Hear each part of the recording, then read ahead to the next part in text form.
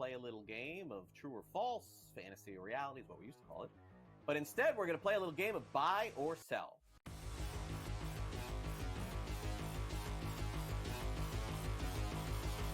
Rafael Devers had a press conference and basically said, I ain't moving off third base. I'm a third baseman. I won't play DH. I won't play anywhere else. Alex Bregman was just signed, so how's this going to work out?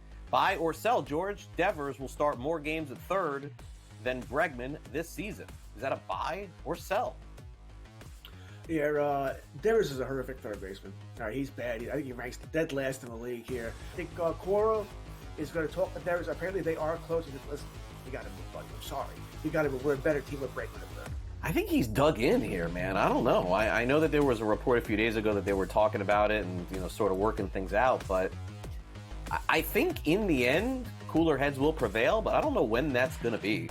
I'm going to buy this. I'm going to say that Devers starts like 90 games at third base this season. And I think that'll probably be the compromise here. I think that Bregman will start some. Devers will start some. Bregman's still a Gold Glove third baseman at this stage of his career. It doesn't really add up. The other thing that happened is over the course of Big Papi's career, he moved off first base. He went to DH, and Big Papi was Devers, right? I mean, pretty similar in stature there. But Devers just seems to be really dug in on this. I think if it was going to happen, George, we would know by now. And it hasn't. We just heard that it may. So I am going to buy. I don't think Devers plays 150 at third base or even 140 or anything like that, but I do think he plays more than Bregman at third. I think that they have a compromise when they play both. Fantasy Sports Today, only on SportsGrid.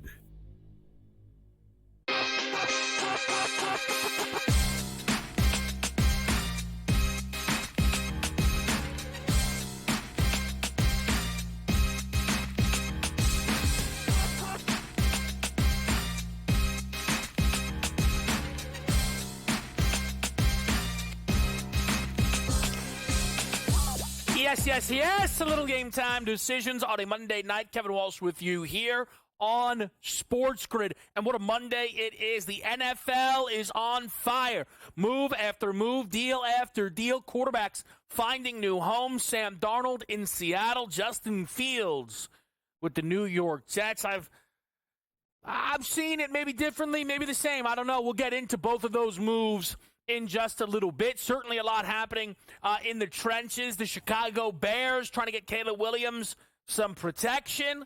The New England Patriots trying to get after the quarterback with Milton Williams. The Eagles actually seeing both of two guys that had incredible Super Bowls in Milton Williams and Josh Sweat find new teams. What does that mean for the defending Super Bowl champs? We will get into all of this here on this Monday, but it would be a mistake, it would be unwise if on a Monday night right here, we didn't get into an excellent basketball board.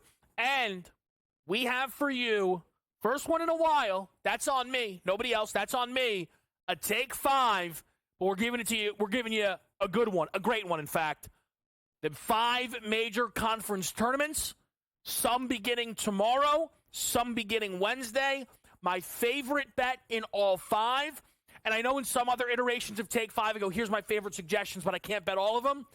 All of these are on the board. 1, ACC, Big 10, Big 12, Big East, SEC, 1 in each. We get you the Take 5 for all of that. Tonight, on the college basketball board, it begins now. Towson and Delaware, Northwestern State, Texas A&M Corpus Christi, and then at the 7 o'clock window, we've got some Sun Belt, a final between Troy and Arkansas State, a final in the SoCon. That's Furman and Wofford. A lot of chatter out there about that total. Behind the scenes, the sneaky Bobby Morris Oakland over is starting to make the rounds. I like what I'm hearing. The main games on your slate tonight, college basketball-wise, do come from the West Coast Conference Tournament. That is St. Mary's against Pepperdine, and it is Gonzaga against San Francisco, the Dons. With St. Mary's dealing 19.5 to Pepperdine, I likely will let this game slide by. I find no issues truly in the number. The Gales will win this game because the WCC tournament is rinse repeat. Every year, St. Mary's and Gonzaga receive double byes, and then they play one another in the conference tournament championship game. Gonzaga, for a moment, maybe, I wondered, could things go so bad they would need to win this tournament to make sure that they didn't have anything to worry about on Selection Sunday? That has been put to bed. A pair of double-digit, or in fact 20-plus point victories nearly, have seemingly secured their spot. They are an analytic darling. Gonzaga's issue is being incapable of winning these big games. Yes, many of them are close. They rank inside the top 10, even in metrics like net, where you would think the win-loss of it all would have more of an impact. The finale for Gonzaga that likely caused their security was against San Francisco, laying 9.5 on the road, a 95-75 victory. Excellent. Created some value. I like the Dons, plus the 14.5 tonight. They do not have to win this game. They likely won't win this game, but I think they hang. So give me San Francisco late out west in Vegas to cover against Gonzaga. NBA board tonight. All right, so we got some good stuff here. It starts with the Nets and the Lakers. Likely going to be Luka Doncic going at it on his own, though still questionable. Still questionable, and a lot of times we've seen Luka shifted up to probable. I think there is still some level of hesitancy within the market right now. Doncic's prop is 30.5. We've seen Austin Reeves pop up at 22.5. We know LeBron James will be missing. The biggest takeaway from a great and fun game between the Lakers and the Celtics was the LeBron injury. For the LA Lakers, going through a couple of injuries, they entered that game without both Rui Hachimura and Jackson Hayes. They then added LeBron James to the injury list, and that is all that matters for the LA Lakers. More than seeding, they need to have LeBron there if they're going to actually compete and make good on the level of basketball that they have been flashing for quite some time now, led by LeBron James. When LeBron exited that basketball game, the Lakers had made a big surge, cutting that to a 4 or 5 point game against Boston. The Celtics seemingly had shut the door with an awesome performance in the third quarter. The Lakers had made a push. Boston closed it on them. But it doesn't seem as if LeBron is going to be out for a disastrous amount of time. 1 to 2 weeks is the early analysis. I think the Lakers will be cautious. I think it's likely LeBron gets to that 65-game minimum, so he can still be inside eligibility for all NBA honors, whether that be first or second team this season. This injury could probably or likely will cost him a spot on that first team, all in all. But will it cost the Lakers seeding?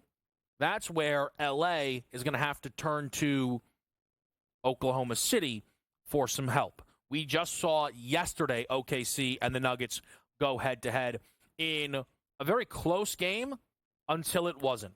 OKC is able to separate, and that is exactly what they did in that fourth quarter, winning it by 21 points and winning this basketball game 127-103 against the Nuggets. It rocketed up the Shai Gilgeous-Alexander MVP number back into the minus 600 territory, which means another double up here for the Thunder, and this could maybe see its highest number of the entire season. SGA scored 40, but inefficient, and it's moved his number up tonight quite a bit. That number checking in at 33.5, I believe at last look. I was on his number yesterday at 31.5. If you told me he shot 32 shots, I'd feel great about it, and that's exactly what happened. He scored 40 points. I think the bounce back, though, is on the Denver Nuggets side of this equation. They've dropped this total due to the back-to-back nature of this game. They've raised the spread due to the back-to-back nature of this game. And we're seeing 114.5 right now for a Denver Nuggets team total. Very rarely can you hold Nikola Jokic and company under the 110 barrier, and to try and do it in consecutive spots, I think could be too tough of an ask for even the defense of a caliber of Oklahoma City. So I am looking for a Nuggets team total here in the best game on your Monday NBA slate. Now, there are a few injury spots we need to keep our eyes on, some numbers that are going to fully materialize. We have Kings-Knicks late night. Jalen Brunson is going to be out for a couple of weeks, which is certainly a tough blow for the Knicks. Josh Hart's rebounds plus assists looks interesting. Mikal Bridges' points prop looks light. Brunson's only missed 2 games this season. Mikal Bridges has actually scored 20-plus in both of those games, so do keep tabs over there. I think tonight the Blazers could be worth a shot against the Golden State Warriors, catching 12.5. Portland has still been a very good cover team. While Golden State wins a ton, they're not separating all too much on every single opponent. So Portland has caught my eye some, as well as some props that we could find in tonight's game between Houston and Orlando. Franz Wagner, Alperen Şengün. We'll get into all of that, as well as the big moves in the NFL next with you on Game Time Decisions.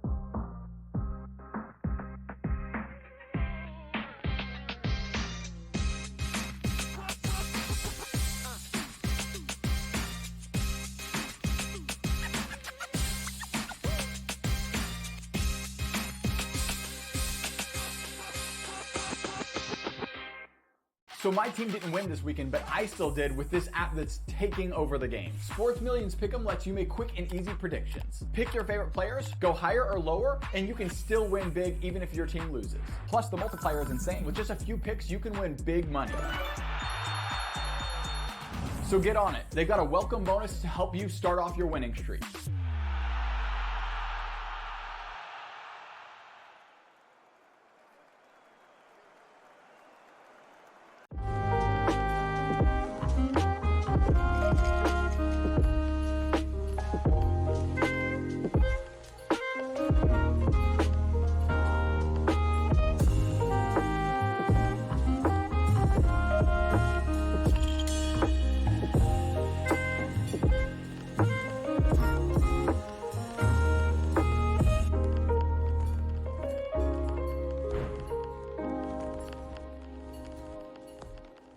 Anyone that's been to a sporting event, the atmosphere before a game, I think Game Time Decisions has that same exact atmosphere. This is our arena.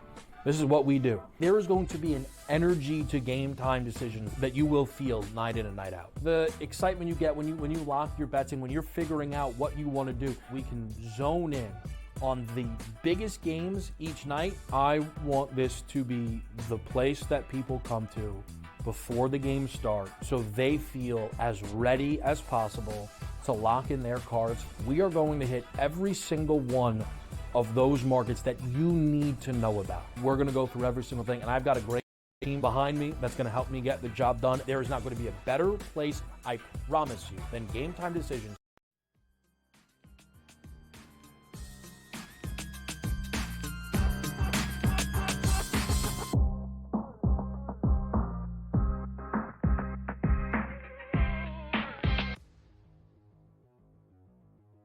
Play a little game of true or false, fantasy or reality is what we used to call it.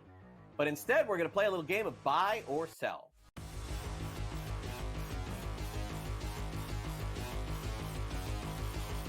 Rafael Devers had a press conference and basically said, I ain't moving off third base. I'm a third baseman. I won't play DH. I won't play anywhere else. Alex Bregman was just signed, so how's this going to work out?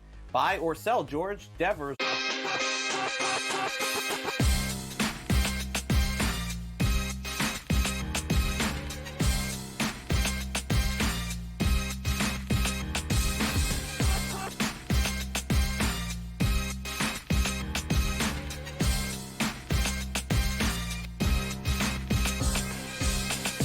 Back at the right here on Game Time Decisions. In case you're just tuning in, tonight's card is going to be a Nuggets team total over 113.5. Franz Wagner over 23.5 points. Alperen Şengün over 15.5 rebounds plus assists. And then late night, we take San Francisco catching 14.5 in the WCC tournament. Huge injury news for the Boston Celtics tonight, laying a huge number up against the Utah Jazz. We will talk more about that game a little bit later on in our show, but they will be without both Al Horford and, more importantly, Jason Tatum for this game. However, the big injury news that just came down, we have to pivot. We must get into this because it is a market mover. Garrett Cole has now officially been shut down by the New York Yankees and will miss the entire 2025 season and will undergo Tommy John surgery. This is a huge blow for the Yankees. There is no other way to describe it. Garrett Cole is one of baseball's best. Garrett Cole did miss a good portion of last season, but still, when it comes down to it, this is who the Yankees rely on. This is who the Yankees lean on to be an ace for them on this staff. They will now be without Garrett Cole this season. They are also going to be without Louis Heel for a good portion to begin this season. Last year's American League Rookie of the Year. The Yankees did make a move to bring in Max Fried, and Max Fried is now going to get shoved up closer to the top of this rotation. At the back of this rotation is a guy in Marcus Stroman, who I still don't know if he even wants to be there with the New York Yankees. There has been some chatter that this move happening now in this moment could push the New York Yankees to make some moves before the season even begins. It's rare, but I would say it's even rarer for it to happen in April or May. At that point, teams often say, okay, let's get to the All-Star break, let's get to the trade deadline, let's make our maneuvers then. I think if you look at the New York Yankees pricing at the moment, plus 390 to win the American League on the FanDuel Sportsbook, to win a World Series, second option with the Atlanta Braves at 9-1. There is some distance between the Yankees and the rest of the American League. I think that distance speaks a lot more to the rest of the American League than it necessarily does to the New York Yankees. There's a lot of distance between the Dodgers and the rest of the National League. The Dodgers starting point is plus 135. The Yankees starting point is plus 390. It's an indictment on Baltimore, on the Rangers, on the Astros, on the Twins, that the Yankees are the favorite with some distance. Will the Yankees make another move now becomes a big question, because unlike last year when they started the season without Garrett Cole, they said to themselves, well, he'll be back. And once we get Garrett Cole back, things will be fine.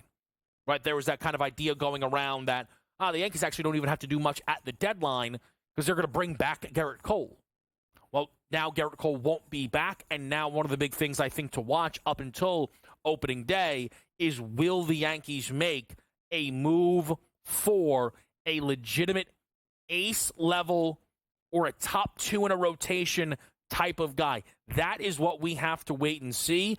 It is going to be a very big deal, undoubtedly. I will let people know we are closer than perhaps you would realize to real baseball, as of course Major League Baseball still has their preposterous international series that will begin a week from tomorrow. I don't mind an international series. I do mind teams playing real games that really count and then coming back and playing more spring training games. That is, of course, ridiculous, and no reason for that.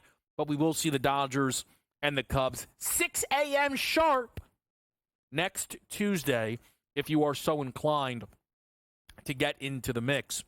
Since we have and had to get into that Garrett Cole news, I do not want to get too deep into our NFL conversations, but we may as well keep it local and talk a little bit about Justin Fields.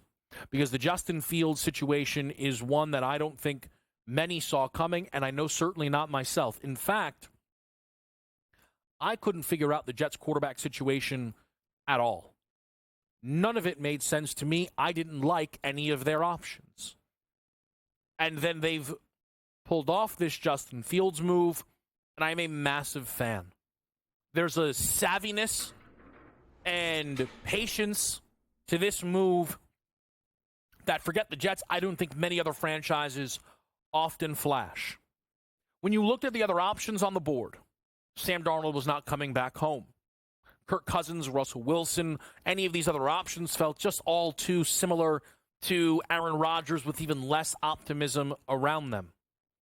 Justin Fields can come in and maybe the Jets find something. It keeps happening to guys that used to be Jets like Geno Smith and Sam Darnold, Baker Mayfield in Tampa Bay. Maybe the Jets find something here for Justin Fields in his third landing spot.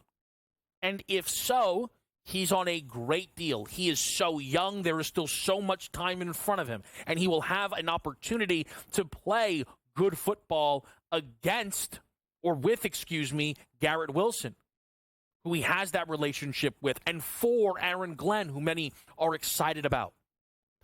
But what is also important for the Jets is if Justin Fields does not perform and is not the guy, they're not hamstrung in any way. They have not moved heaven and earth in any way to make this happen.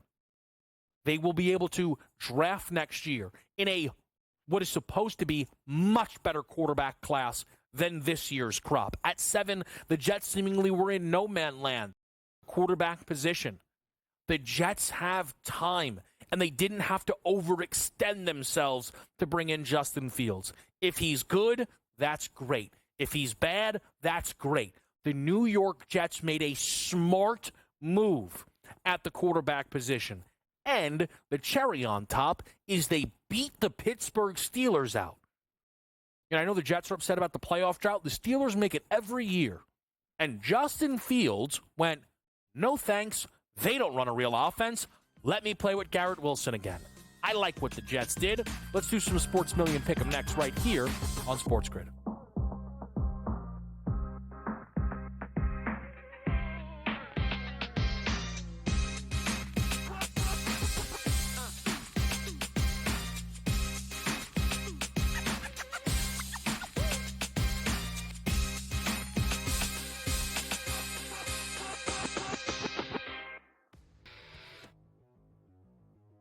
Play a little game of true or false, fantasy or reality is what we used to call it.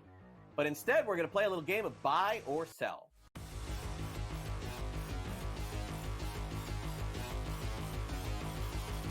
Rafael Devers had a press conference and basically said, I ain't moving off third base. I'm a third baseman. I won't play DH. I won't play anywhere else. Alex Bregman was just signed, so how's this going to work out? Buy or sell, George? Devers will start more games at third than Bregman this season. Is that a buy or sell? Yeah, Devers is a horrific third baseman. He's bad. I think he ranks dead last in the league here. I think Cora is going to talk to Devers. Apparently, they are close. He said, listen, you got to move, buddy. I'm sorry. You got to move. We're a better team with Bregman at third. I think he's dug in here, man. I don't know. I know that there was a report a few days ago that they were talking about it and, sort of working things out. But I think in the end, cooler heads will prevail. But I don't know when that's going to be. I'm going to buy this. I'm going to say that Devers starts like 90 games at third base this season.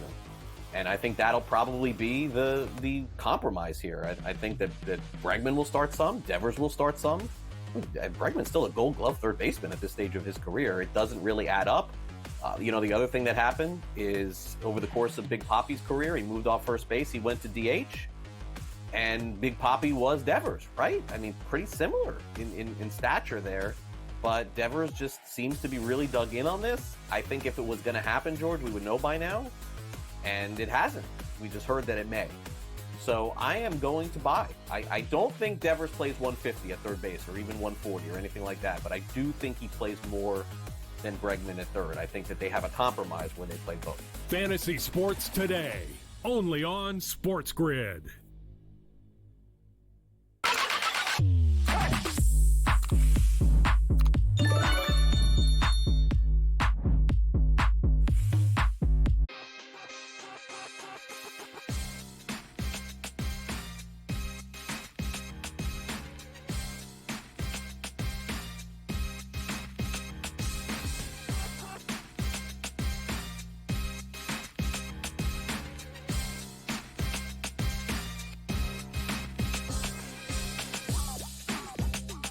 All right, we're back with you right here on Game Time Decisions. We have some in and outs being made for the NBA, and we also have more NFL news dropping. But let's get over to the Sports Million Pick'em and find out what options we have on tonight's slate.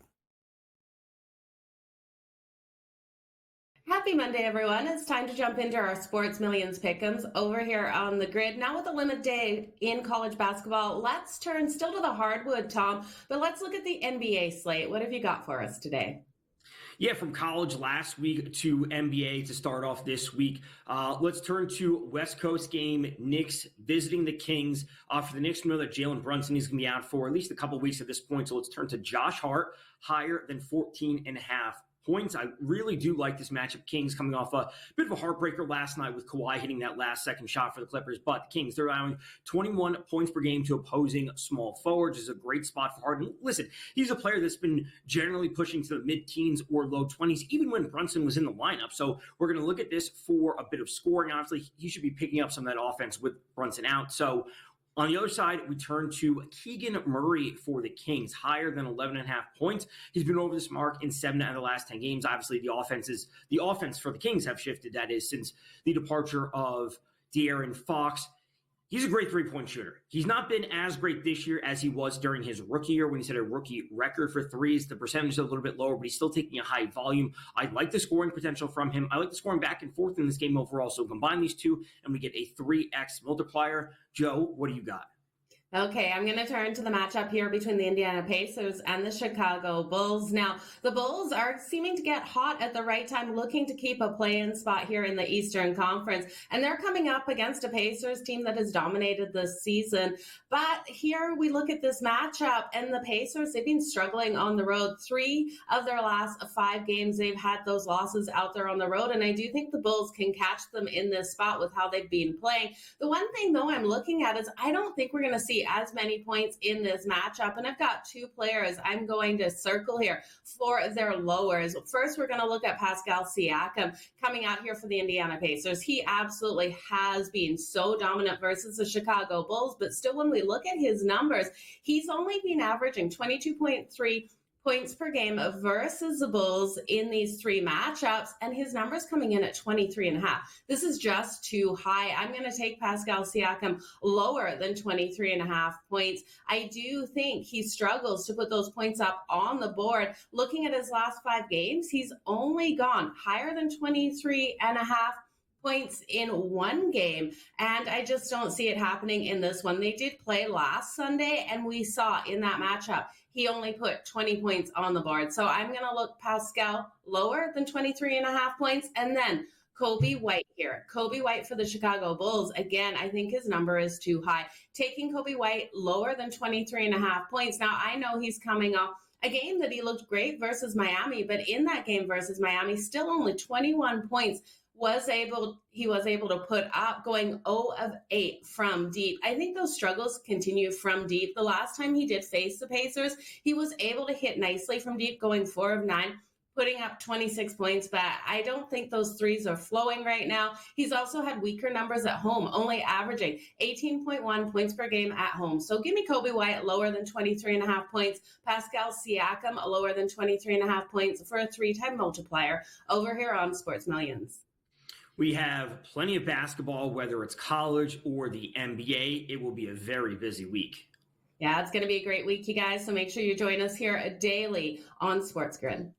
All right, awesome as always from both Tom and Joe. Again, we have a lot of updates for you here on this Monday night, but quickly, let's hear a little bit more about what we can find over on Sports Million Pick'em. Check out Sports Millions social casinos featuring classic slots and brand new game concepts. The social casino features the opportunity to win large sweepstake coins, and the games are always free to enter. Go play now at sportsmillions.com/social-casino. That's sportsmillions.com/social-casino.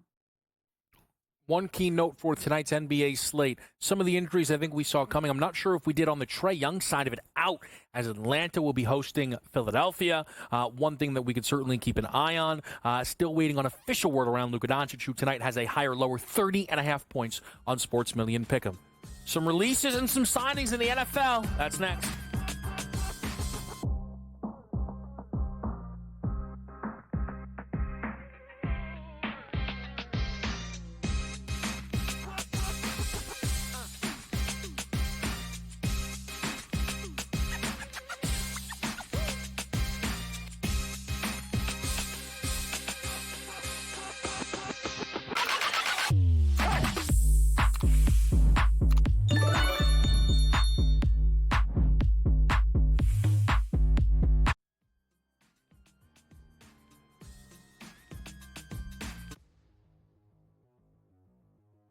play a little game of true or false, fantasy or reality is what we used to call it.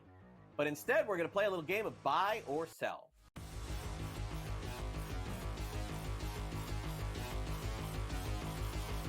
Rafael Devers had a press conference and basically said, I ain't moving off third base. I'm a third baseman. I won't play DH. I won't play anywhere else. Alex Bregman was just signed, so how's this going to work out? Buy or sell, George? Devers will start more games at third than Bregman this season. Is that a buy or sell? Yeah, Devers is a horrific third baseman. He's bad. I think he ranks dead last in the league here. I think Cora is going to talk to Devers. Apparently, they are close. He said, listen, you got to move, buddy. I'm sorry. You got to move. We're a better team with Bregman at third.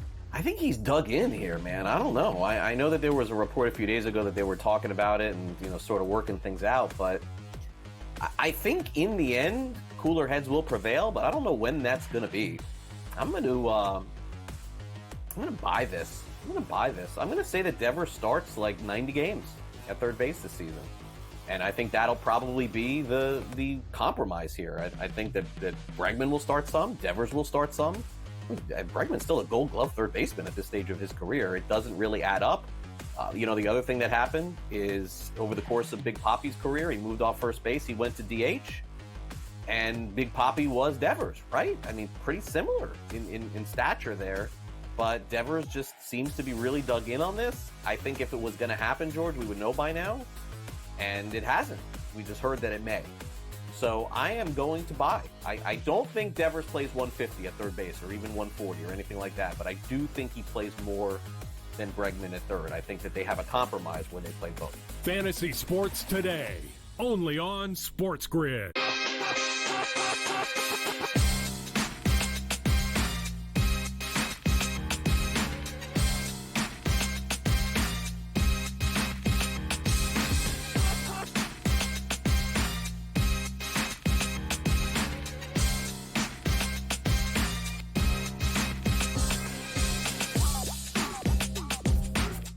Oh, it's all happening, folks. It is all happening. Big news around the National Football League with you on this Monday night. It is game time decisions. First, Cooper Kupp has now been released by the Los Angeles Rams. It appears that no trade was able to come out. That report coming from ESPN's Adam Schefter. Where Cooper Kupp lands really is more of a guessing game at this point. I think it's tough to gauge how valuable Cooper Kupp is. We know that the wide receiver market is not great. I think it's a big part of the reason why Metcalf was able to, reset those numbers a little bit. Devontae Adams certainly got a good payday to go to the LA Rams. I think it's also really tough because how good is Cooper Kupp? Cooper Kupp's close to the season was not impressive, not inspiring. So if you are the LA Chargers, are you excited about Cooper Kupp in your building? Or, all right, we'll take it, right? We saw Chris Godwin stay with the Tampa Bay Buccaneers today for 3 years, $66 million, and 44 of that guaranteed. Cooper Kupp versus Chris Godwin. I think that's an interesting conversation. I think it's a fair debate. Now, Godwin maybe gets a friendlier deal because he's been with Tampa Bay. Maybe there's some loyalty tied to that contract. Kupp will be looking for a new landing spot. Of course, he's been an LA Ram his entire career. The problem is some of the wide receiver needy teams, I've viewed them through the lens of needing a number one option. Green Bay Packers, LA Chargers, I don't feel strongly that Cooper Kupp is that. I don't. And that's where it feels like Cooper Kupp could kind of be a tack-on piece for a team. I'll throw the Houston Texans out as just a team where we have Diggs off the injury. We have Tank Dell, of course, out, but I know they already made the move for Christian Kirk. Maybe Christian Kirk's old team in the Jacksonville Jaguars could be a bit of an option, certainly something to think about. Within that, we also saw Zach Wilson go to the Miami Dolphins, so start collecting those Super Bowl tickets while you can. More NBA injury news. This, though, on the positive side, as we see the Lakers go up to 6.5 because Luka Doncic has now been ruled probable for tonight's game. So the Lakers likely will be with Luka Doncic. We wait and see on what the starting lineup looks like as Dorian Finney-Smith, Rui Hachimura, Jackson Hayes, and LeBron James all ruled out. So for the Lakers, you got to think Luka, Reeves. You throw Goodwin out there, Jared Vanderbilt.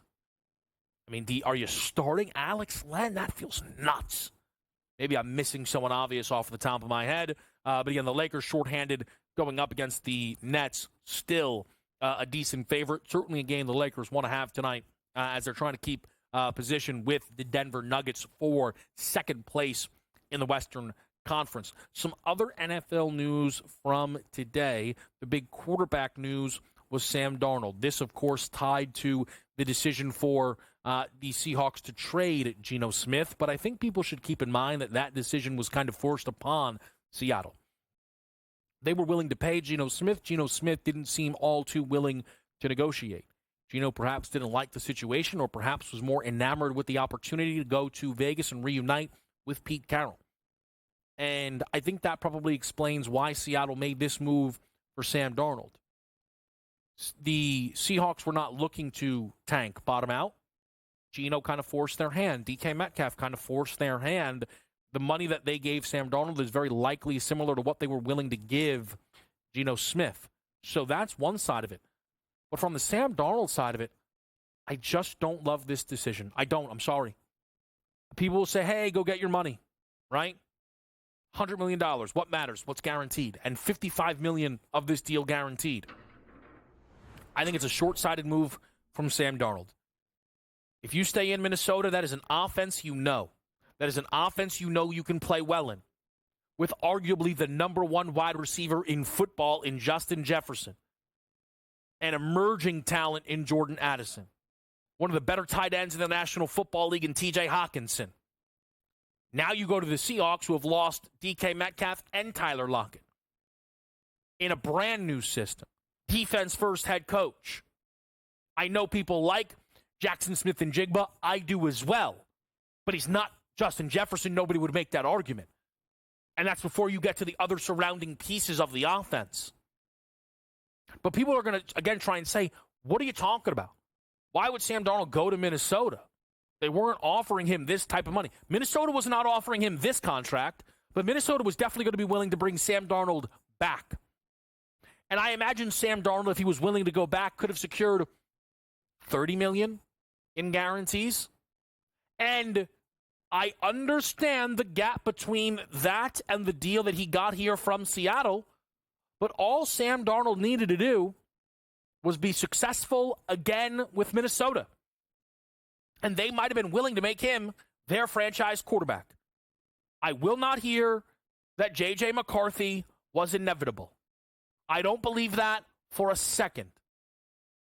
There's a reason they brought Darnold in the first place. There's a reason Darnold was smoking J.J. McCarthy relative to the reports within training camp. And there's a reason they had some interest in bringing Darnold back. And if Sam Darnold would have had success with Minnesota this season, I think if he would have won a playoff game with Minnesota this season, he might have been able to hold off J.J. McCarthy. It happens. Just ask Trey Lance. Some other news in the trenches. The Philadelphia Eagles see two key members of their Super Bowl performance leave in Milton Williams and Josh Sweat. On the Philly side of it, because I think the Eagles are really the story as the defending Super Bowl champs, it is not much panic. The Eagles knew there would be departures. You would be lying to yourself if you found either Milton Williams or Josh Sweat to be the story of the Eagles season. They were both very, very impactful in the Super Bowl. Milton Williams is an upside bet for the New England Patriots, a nice one at that, but his snap count was not all too high with Philadelphia because they rotated a lot. Josh Sweat is reuniting with his former defensive coordinator, Jonathan Gannon, in Arizona, and they hope he can be a premier edge rusher for that football team. But Josh Sweat, it is not as if he was in some Defensive Player of the Year race, as we had seen for Hassan Reddick when with the Philadelphia Eagles, or supplanting Jalen Carter as the lead man on that line. So for Philadelphia, I think when we look at the defensive free agents, they made the right move by prioritizing Zach Bond, which is what they did. I think this, though, potentially gives us some insight, along with the Myles Garrett deal, that the Philadelphia Eagles, when we get to the NFL draft at pick 32, will be looking for a defensive lineman. We do not have the entire menu just yet for NFL draft season, but occasionally we see position of first pick for team pop off. I think Philadelphia looking edge rusher or interior defensive line in a loaded defensive line class now likely becomes the favorite. There's also a lot of conversation out there and a lot of optimism right now around the Chicago Bears with poor resources in to their offensive line. I think maybe even the bigger takeaway is how much the Chicago Bears will be willing and ready to draft Ashton Jeanty if he gets to them at 10. That remains a big if. The Vegas Raiders feel like a very big threat at 6th overall with Geno coming in, perhaps taking them out of the quarterback market inside that range to go out and grab Ashton Jeanty.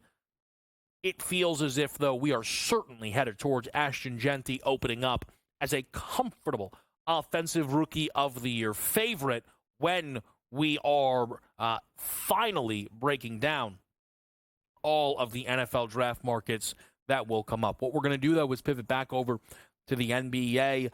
This weekend, a huge game between the Celtics and the Lakers. Boston has a big one coming up in just a couple of days against Oklahoma City Thunder. In action tonight against the Utah Jazz. We'll talk about that with Bobby Kravitsky next here on SportsGrid.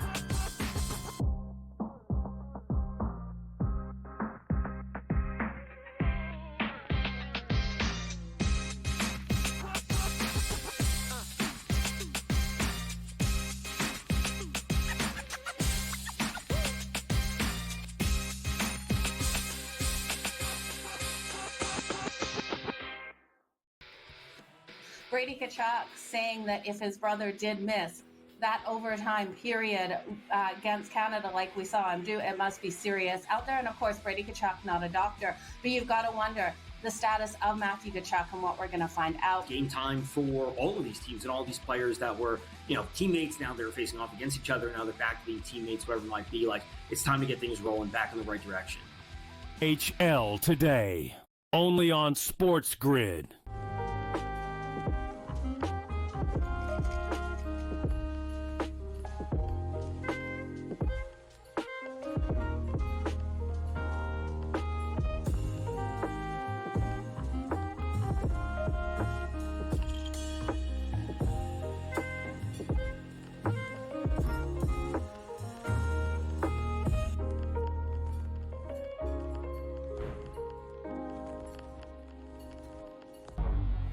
Two guys that can do it all. Too much electricity this morning. This is a good time. We're having a lot of fun. I had to do a triple take. Ka-ching! Why? Because of parity. I didn't mean to offend. Yeah, it's not going to happen. Load management is a dirty word. Let him rip. You know what? Circumstances provide the results. What? How do you do this one? Oh, Donnie, you got such a good show there. A network that is booming. The Early Line, only on SportsGrid. You have Duke the 1, Houston the 2. They're the two best defensive teams in the country. I want to see them play for the right to go to the Final Four because I think that would be a kick-ass game. Duke is really great on both ends of the floor. They can score and they can defend, and that's why they win by big numbers all the time because they're really good on both ends of the floor. I don't trust Houston's offense. Pharrell Coast to Coast, only on SportsGrid.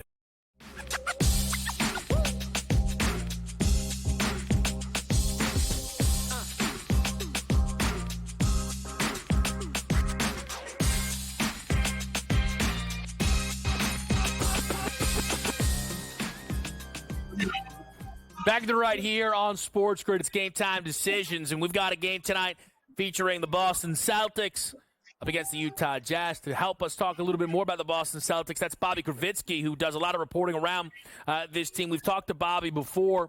And, Bobby, I want to get right into the Saturday game where the Celtics play the LA Lakers at home. They win that game by 10. They were up by as many as 22. It got close late in the fourth quarter. The Celtics did pull away. What was your biggest takeaway from that matchup between these two storied franchises?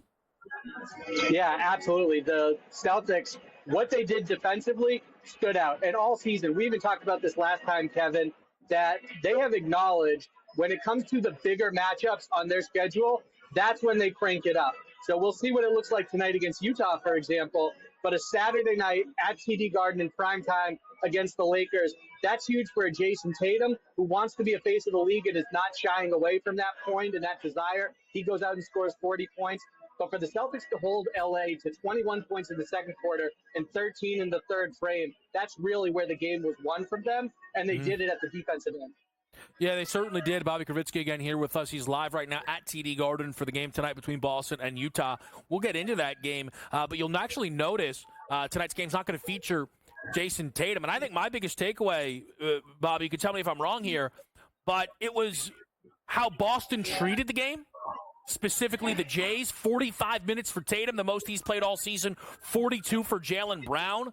The Boston Celtics, forget playoff style, they went NBA final style, I felt, with their rotation and minutes. Did you see it similarly? Yeah, they certainly did, Kevin. And Joe Mazzulla, I'm paraphrasing here, but after the game, he acknowledged it's Celtics-Lakers. It's an iconic rivalry, and he wants his guys to be able to experience that and carve out their own chapter in it as they build their legacy. So he talked about them deserving the chance to play 45 minutes in the case of Jason Tatum and go for 40 points in a matchup of this magnitude with LeBron James and Luka Doncic on the other side repping the purple and gold. The other side of the equation, Kevin, and it's important not to lose sight of this, is that Jason Tatum also acknowledged post-game he's not going to play in each one of these 18 remaining regular season matchups for Boston, and they have to simultaneously gear him up for his playoff workload. So that's a part of the reason why he played 45 minutes in that game the other night. And probably a part of the reason why he'll be absent tonight, but I am sure he will be as fresh as a daisy come Wednesday night when they bring Oklahoma City into their building. OKC would have doubled up yesterday and tonight playing against the Denver Nuggets. Do you expect the same approach from Boston then when they do play OKC in what feels like for a lot of people a finals preview Wednesday night? Yeah, and it's certainly my pick for a finals preview as well, and what we're going to see in June if everything goes chalk.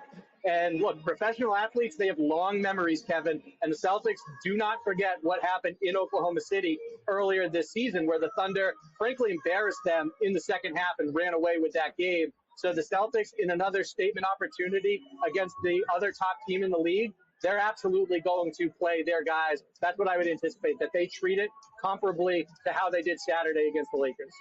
Yeah, so let's get then into tonight's game here with Bobby Kravitsky at the game right now. Lauri Markkanen out on the Utah side. Look, Utah obviously doesn't offer up much in the way of competition. It's why with Al Horford, Kristaps, and Tatum out, Boston is still a very big favorite in this game, 15.5, up to 16 even still in some spots. What are your expectations tonight, Bobby, for this one? Yeah, and that's the other thing. We just spoke with Will Hardy, and he praised the Celtics, who he knows intimately, having been an assistant coach here a couple of years ago, about how they really don't miss a beat regardless of who's out of the lineup. Certainly it looks different without Tatum and how much attention he commands being able to set the table for his teammates, but you still have a very talented and deep roster that's well over the second apron and highly invested in. So the Celtics, they trust their stay-ready group to make the most of their opportunities when they get more of them, and they trust guys, in this case, Jaylen Brown and Derek White and company, Drew Holiday, who I'm watching warm up right now. They trust those guys to carry an even heavier workload when someone like Tatum is absent. Yeah, it's going to be fun, and that's part of the reason I think we've seen Peyton Pritchard as well extend perhaps his lead for many when we talk about the sixth man of the year race there. And probably the reason, Bobby, they don't throw him into the starting lineup despite being shorthanded tonight. Yeah, they've certainly had opportunities to start him, especially recently, but they keep him in that six-man role coming off the bench, and that certainly, it benefits the Celtics from not deviating from what it's going to look like for Pritchard in the playoffs, as long as everyone's healthy, and like you said, just continue to pad that case for sixth man of the year. Yeah, all right, awesome stuff as always. Bobby Kravitsky joining us live from TD Garden. Bobby, make sure you keep a close eye on this one, but certainly that Wednesday nighter as well. We appreciate it.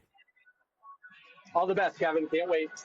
All right, great stuff there again from Bobby. And look, Lakers Celtics for me, look, everyone's perception can be different, but it felt like even more confirmation that the Lakers are a contender. It doesn't mean they're as good as the Boston Celtics. It doesn't mean they're as good as the Oklahoma City Thunder. But the Boston Celtics, Jason Tatum played the entire first quarter, and so did Jaylen Brown. That's the reality of it. Boston, that was not a fake comeback, right? Like the old Dallas Cowboys, those fake comebacks that they have. That is not, in my estimation. We can have the argument, the conversation, the discussion if you'd like, but that's not what I saw in that game.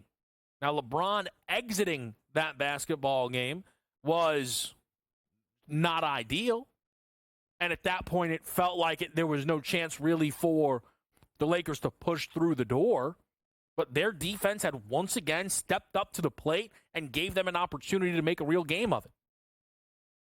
For the Lakers now, the big thing is going to be seeding. That's what it is. And it's, by the way, not just are we the 2 seed so we get to host Denver. If you look right now, the Golden State Warriors keep stacking wins, playing Portland tonight. Easier schedule in my eyes. The Warriors could make a push for the 5 seed.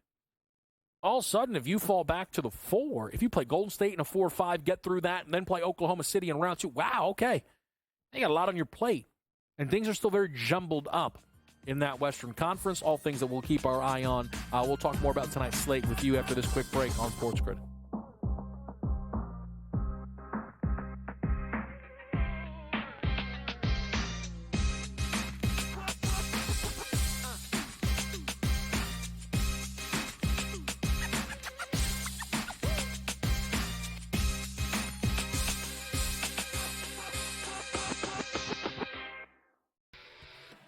Brady Tkachuk saying that if his brother did miss that overtime period against Canada like we saw him do, it must be serious out there. And of course, Brady Tkachuk, not a doctor, but you've got to wonder the status of Matthew Tkachuk and what we're going to find out. Game time for all of these teams and all these players that were, teammates. Now they're facing off against each other. Now they're back to being teammates, whatever it might be. Like, it's time to get things rolling back in the right direction. HL today, only on SportsGrid.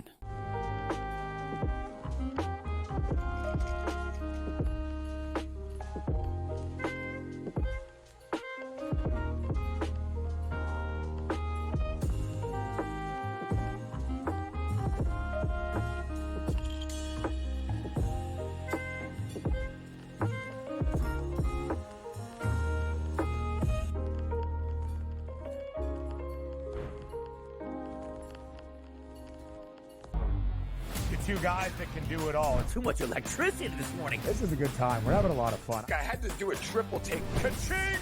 Why? Because of parity. I didn't mean to offend. Yeah, it's not going to happen. Load management is a dirty word. Let him rip. You know what? Circumstances provide the results. What? How do you do this one? Oh, Donnie, you've got such a good show there. A network that is booming. The Early Line, only on SportsGrid. You have Duke the 1, Houston the 2. They're the 2 best defensive teams in the country. I want to see them play for the right to go to the Final Four because I think that would be a kick-ass game. Duke is really great on both ends of the floor. They can score and they can defend, and that's why they win by big numbers all the time, because they're really good on both ends of the floor. I don't trust Houston's offense. Pharrell Coast to Coast, only on SportsGrid.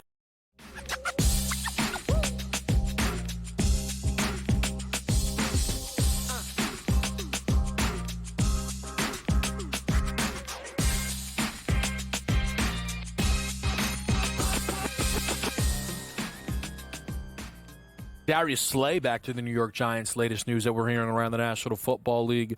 Darius Slayton, Darius Slay is with the Pittsburgh Steelers now. Giants wide receiver Darius Slayton is back with the New York Giants. Eagles lost Oren Burks now to the Cincinnati Bengals. A couple of more pieces coming off there. Ryan Kelly to the Minnesota Vikings. We knew Minnesota would be looking to add to the interior offensive line, and they do just that. So still some more moves kind of being pulled out for me, betting-wise. These moves, the way I'm going to do my NFL prep research place futures, we're a ways away from that. We are, okay? It's about You enter free agency, right, with holes, gaps, and then you obviously fill what you can through free agency. What remains when we get to the draft, right? Or what is created? The Houston Texans now might need to address the offensive line with, I believe, the 23rd overall pick. I want to say it is. Could be back a bit further than that. I'll pull it up quick. But because they today made a big move in trading Laramie Tunsil to the Washington Commanders. This move ultimately gets them some extra draft capital. Houston's drafting 25th. This gets them extra draft capital, clears up some money. But now at 25, they might need to look towards the offensive line. Certainly possible. Maybe there's going to be another move right around the corner for Houston, though, on the offensive line that secures this. Okay, for Washington, now at 29, right? We're probably not looking offensive line. That it could be a best player available type of thing. I will say for Washington, this is really the first move of their offseason that I don't think even this one's going to end up overrated. I'll be honest with you. I think the Washington Commanders are going to end up with the most overrated offseason of anyone in the league. So, if you go through their moves, right? It's Debo, and you get Laramie Tunsil, and you get Javon Kinlaw. Okay? First of all, Kinlaw is replacing Jonathan Allen, and I'm really not sure he's better than Jonathan Allen. Okay, so there's that. Debo, I'm not really in on. I think Debo might force Washington to play into some of their worst tendencies with just a bunch of behind-the-line of scrimmage screens, and it'll make them less dangerous, and I'm not sure Debo will be efficient enough on those touches. So I'm not super in on that. Laramie Tunsil's good, but he wasn't great last year. There is a reason Houston was willing to move on. The Texans are not a tanking, give-up franchise, right? Like, that's not what's going on with Houston. There's a reason that they thought maybe last year's regression was going to stick or continue, trend downward. Now, maybe not. Life could also be much easier on Laramie Tunsil, blocking for Jaden Daniels with his mobility compared to C.J. Stroud's. All on the board. But Washington, I also think their season last year has been warped a little bit. Their resume of beating very good teams before the Detroit victory was non-existent. Now, that happened, and that's awesome, but I think that is a team that has that leap that they need to make to get into the tier that people already feel they are in. Washington was manhandled in the NFC Championship game, and that has all been forgiven because of the preseason expectations, despite the fact that a lot of people were picking Washington to win that game. They had money. They've made moves. It feels as if, to me, seeing the moves and seeing the reactions, they are going to be overrated. That's how I see it right now. We're going to talk more NFL offseason with Adam Kaplan at the top of the hour. So let me just remind you what tonight's card looks like, college and NBA. I like the Nuggets team total over 113.5 in a rematch with Oklahoma City from yesterday. Offensive bounce back spot. I like Franz Wagner over 23.5 points in that same game. I like Alperen Şengün over 15.5 rebounds plus assists. And then late night WCC action. Give me San Francisco against Gonzaga, catching 14.5 points. NFL insider Adam Kaplan joins us next on Game Time Decisions.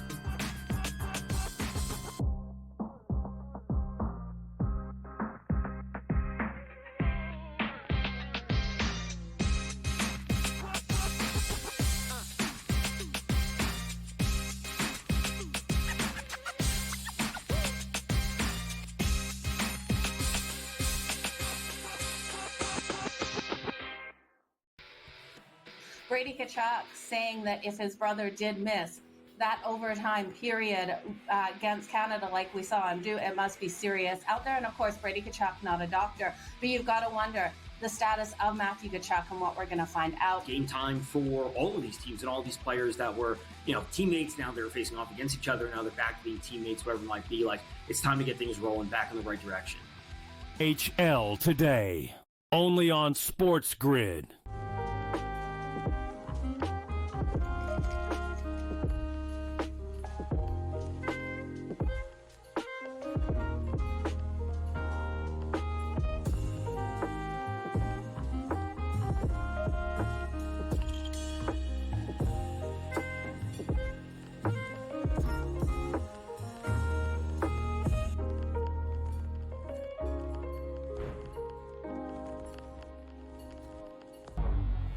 Two guys that can do it all. Too much electricity this morning. This is a good time. We're having a lot of fun. I had to do a triple take. Ka-ching! Why? Because of parity. I didn't mean to offend. Yeah, it's not going to happen. Load management is a dirty word. Let him rip. You know what? Circumstances provide the results. What? How do you do this once? Oh, Donnie, you got such a good show there. A network that is booming.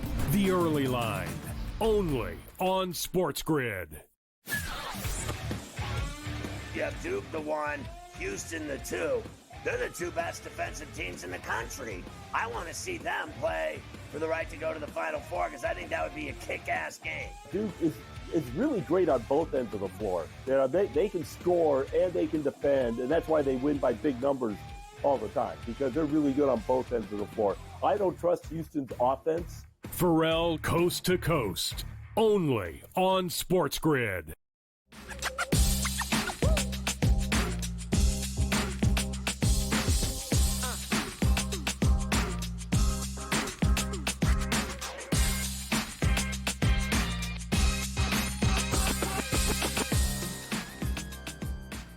Back at the right here, it is Game Time Decisions. We are live on this Monday night. We're now joined by NFL insider Adam Kaplan. Cap, let's get right to it. The biggest news of the day, in my opinion, and I might be nuts, which is fine, was Justin Fields to the New York Jets. A move that I like, and I thought flashed some patience from the Jets that we often don't see teams really show. I'm curious what you make of Justin Fields to the New York Jets. Well, first of all, the Steelers had some interest in bringing him back. They weren't going there with the money, and Justin will go there and be the Jets starting quarterback, at least for this season. And look, the contract would tell you that probably a better chance for 2 seasons based on the kind of money, but the bottom line is he gets a chance to start. The Steelers now are in a position where they don't know where they're going at quarterback. They've got interest in Aaron Rodgers. Russell Wilson was down on their list, but he's still on it, as I understand it. As in my reporting, I put out a while back, and I actually put it out on SportsGrid first, that there was a movement within their coaching staff to bench Russell Wilson, but the head man, Mike Tomlin, said, no, we're not doing that. So Russell Wilson is still on their list. And by the way, Mike Tomlin's been a very big fan of Aaron Rodgers over the career of the two men, and he knows he's a guy that is going to go to the Hall of Fame someday. So there's interest there. But getting back to Fields, he's the guy, clearly a quarterback for the Jets. This puts them in a spot, Kevin, where they don't have to address the position, at least early. They could draft a quarterback later if they so choose. They could look at other positions. Their offensive line has got issues. They need help for Garrett Wilson, with Garrett Wilson at wide receiver opposite him. They could do that. They need help with corner, with DJ Reed being out at corner. So they have some stuff they could get done. But the bottom line is the Jets have a quarterback. That definitely was an interesting move. But the quarterback carousel, Seattle, the Raiders, the Giants. I mean, Kevin, there's a lot going on at this quarterback position. Yeah, there certainly is. And you kind of saw, from what I understood, Cap, and you can certainly clean anything up maybe that I have wrong here, Seattle wanted to bring Geno back, but there just wasn't enough mutual interest to make that happen. And I think that's why Seattle made the move for Sam Darnold. They kind of had an amount of money allotted to the quarterback position. That's not really a team that's, say, trying to lose games next year, which I think some started to think was the case when they let Geno and DK Metcalf find work elsewhere. Yeah, and by the way, Seattle, what they wanted with Geno was they wanted multiple years at what they wanted to pay him, and Geno was not going for that. And then the Raiders swooped in. It's really fascinating, the situation with Geno Smith and Pete Carroll being reunited. But here's an addendum. You'll like this as an Eagles fan. In 2013, when Chip Kelly was the Eagles head coach in his first year, his quarterback for that draft, the guy that he wanted, was Geno Smith. That was until they had the West Virginia Pro Day, a pre-draft meeting, I'm told, did not go well. But Chip was always, and the Eagles wound up backing off of Geno. But Chip has always liked Geno Smith, and he likes mobile quarterbacks. So Chip Kelly is going to be coaching Geno Smith for the foreseeable future. And by the way, they gave a third-round pick. Unless they extend the deal before the draft, it does not preclude the Raiders, Kevin, from drafting quarterback this season. Mm-hmm. The bottom line is, though, it gives them at least a guy for this season. They could address their many needs at cornerback, at wide receiver. Offensive line, not so much. They could look at the offensive line, but it's not the big deal that a lot of people make it out to be. Running back, they need another edge rusher, no question about that, to help Max Crosby on the other side. But now they have a quarterback lead for the season. You know, if we're going to talk quarterbacks, we know Josh Allen wasn't going anywhere, but it didn't stop Buffalo from making a really big deal. It's always interesting to me, Cap, where record-setting money. You won't believe how much we just saved. Is this a situation where Buffalo not only was able to pay their guy, but maybe open up their flexibility for this offseason, trying to make some moves? Yeah, look, they extended Khalil Shakir's deal. They brought in Josh Palmer, who I really like. I'm told the Titans were in on him as well. So that it does see Kevin, what the Bills had to do is look at it this way, right? They did that deal for Josh Allen a number of years ago. Yeah, he was the highest paid quarterback for a brief period of time. Now a lot of quarterbacks have been over that number, and they had to take care of him again. This is just the way it is when he's your franchise quarterback, who, by the way, won the MVP award. They had to address it. They did, and they did the right thing, and then they were able to restructure his contract a little bit to free up some cap space. But look, the Bills, they've helped themselves at receiver. Josh Palmer's a nice player, but they got to get Keon Coleman going, who was a second-round pick last year. He didn't contribute; he got hurt, but he needs to have a big year for them at the outside receiver position. Yeah, perhaps they're still letting some of that internal development go. Obviously, last year they went to a conference championship game, so there doesn't appear to be any panic for that team. The Pittsburgh Steelers, to me, often seem to not be operating with any panic or urgency at the quarterback position. It feels as if Rodgers is now back to being the favorite with Justin Fields landing in New York. Is that your sense of the Pittsburgh Steelers quarterback situation? Yeah, as I mentioned earlier, I mean, you had the Russell Wilson situation where the coaches, wanted to bench him, but they never moved him off the list, I'm told. But I'm telling you, Aaron Rodgers is a guy you got to keep a close eye on there. It makes a lot of sense to give him a temporary situation they can handle for 1 year. And that's another situation, by the way, where even if they get Rodgers or go back to Russell Wilson, it doesn't stop them from drafting quarterback this season. They made the trade for DK Metcalf. Watch what happens here with George Pickens. They're able to extend his deal now that he's played 3 seasons. I can't imagine he plays this season without an extension. They needed to figure out what they're going to do with him. Now they have a legit number 1 receiver in DK Metcalf, so they get that done. Now they could address other needs on defense. Speaking of defense, speaking of big deals, Myles Garrett goes back to the Cleveland Browns. Yeah. What was confusing to me is why Myles Garrett needed to start this off with a trade request. The Browns giving him record-breaking money isn't surprising at all. It's why I actually believed that he wanted out. I guess all he wanted was to be the highest-paid non-quarterback in football.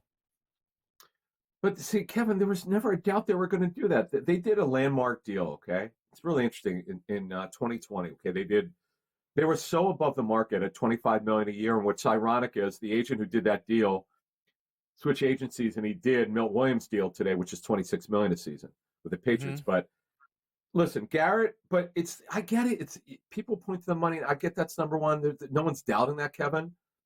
But what Garrett also wants to win, and what I told people when they asked me and why Myles wanted out, the losing, Kevin. He was sick of losing. The quarterback position, getting some certainty there. What are they going to do in the offseason? What are they going to do for free agency? What are they going to draft? That's part of this. It's a smaller part.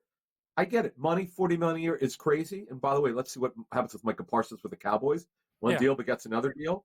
That's another story for another time with you and I. But the bottom line is, yes, he got his money. They made obviously a minor trade. They got Kenny Pickett, who will be in the mix to be their starting quarterback because of what's happened with Deshaun Watson's re-tear of that Achilles. But they have a long way to go. But I'll say this though. The roster's a lot better than you think. That the roster's not the problem. It's been the quarterback position. Yeah, I think that's totally fair. But that's, again, just, them giving him a record-breaking deal never seemed in doubt unless he was unwilling to sign it. And then out of nowhere, he was like, nah, we can win here. We'll figure it out. Kenny Pickett's great. And it's like, well, all right. Yeah, Cap, appreciate it as always. We'll continue to talk throughout this offseason. We'll be right back here on SportsGrid. Sounds good.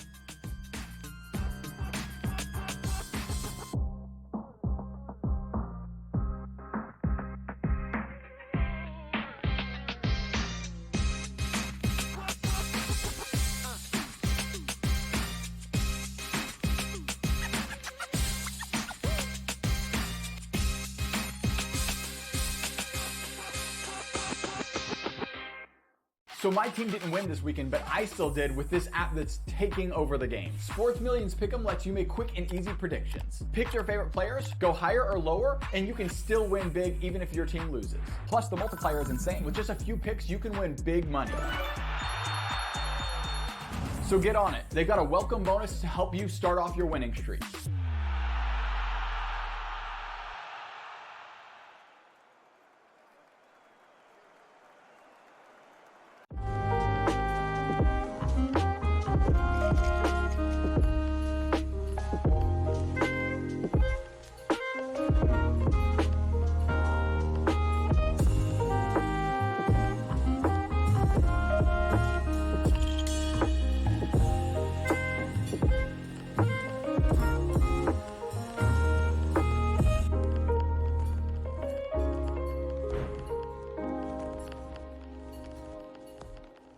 Anyone that's been to a sporting event, the atmosphere before a game, I think GameTime Decisions has that same exact atmosphere. This is our arena.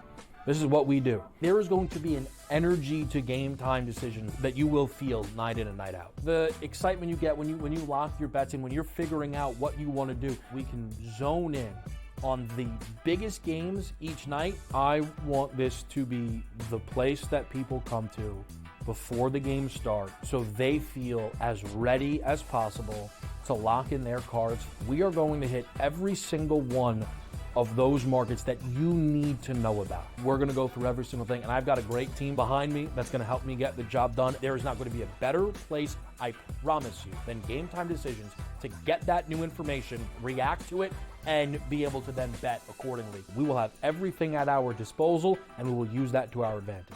I'm Kevin Walsh. Tune into GameTime Decisions from 6 to 8 p.m. Eastern on SportsGrid. The two guys that can do it all. Too much electricity this morning. This is a good time. We're having a lot of fun. I had to do a triple take. Ka-ching! Why? Because of parity. I didn't mean to offend. Yeah, it's not going to happen. Load management is a dirty word. Let him rip. You know what? Circumstances provide the results. What? How do you do this once? Oh, Donnie, you got such a good show there. A network that is booming. The Early Line, only on SportsGrid.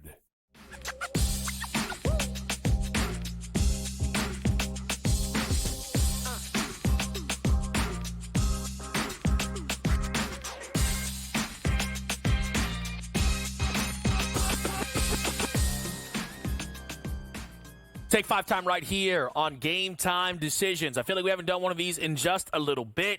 And I don't know how recently we have to go back or how far we have to go back to find a Take 5 loaded top to bottom with action. That is what we have here. Tomorrow, a lot of the major conference tournaments will start. Some of them will begin before we are live tomorrow night. So we wanted to get right to it. We're going to go through 5 up to 1, but I am betting all 5 of these ACC, Big East, Big 12, Big 10, and SEC conference tournament outright. At number 5 in the Big 12, it's Texas Tech at plus 425. While I believe that Houston is, you guys know, I think Houston's going to win the national championship right now. And, that is the bet that I feel best about within that market. I'm not running to bet the Houston Cougars at their plus 105 current price. Houston is going to be likely waiting the winner of Iowa State and BYU. I don't think that's an easy challenge. Texas Tech will likely line up with Baylor in a 2-7, and I don't believe much in what the Bears bring to the table. And then a likely winner of Kansas and Arizona. I don't think Arizona has what it takes to beat Texas Tech. While I think Kansas could be dangerous, I don't want to buy too much in to them winning a regular season finale in an excellent spot. That was a best bet, actually, on BATR for me this Saturday. I knew it was a good spot. I don't want to get head over heels. While I think the Jayhawks present some value, I prefer Texas Tech at a plus 425 price. If they do meet Houston in the final, I can likely work off that number. While Houston will be favored, they're not going to be minus 300, minus 400 in that game. I like Texas Tech at a plus 425. And I will say, all of these are numbers you could potentially hedge off of. You have to certainly time it correct, but I wanted to go further back. All of these tournaments have a very clear best team, big favorite. I'm not on any of those, though I was close to taking Duke. I'm serious, at minus 320.